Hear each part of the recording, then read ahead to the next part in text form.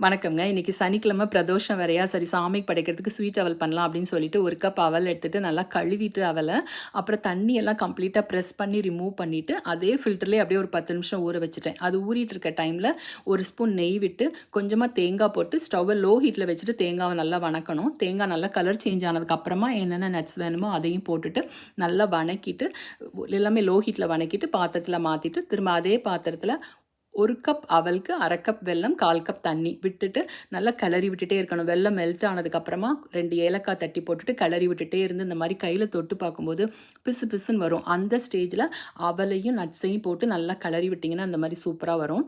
அதில என்னன்னா 2 விஷயம், உங்க வெல்லத்தில மண்ணோ, டஸ்ட்டோ இருந்ததுன்னா ஃபில்டர் பண்ணிட்டு போடுங்க. அதே மாரி உங்க அவல் திக் அவல்னா 20 நிமிஷத்துலேருந்து 1/2 மணி நேரம் கூட அந்த ஃபில்டர்ல ஊற வைங்க. தண்ணிலாம் ரிமூவ் பண்ணிட்டு ஃபில்டர்ல ஒரு 1/2 மணி நேரம் வச்சுருங்க. என்னோட தின் அவல், அதனால தான் நான் 10 நிமிஷம் வச்சேன். கண்டிப்பா ட்ரை பண்ணி பாருங்க. சூப்பரா இருக்குங்க. Thank you.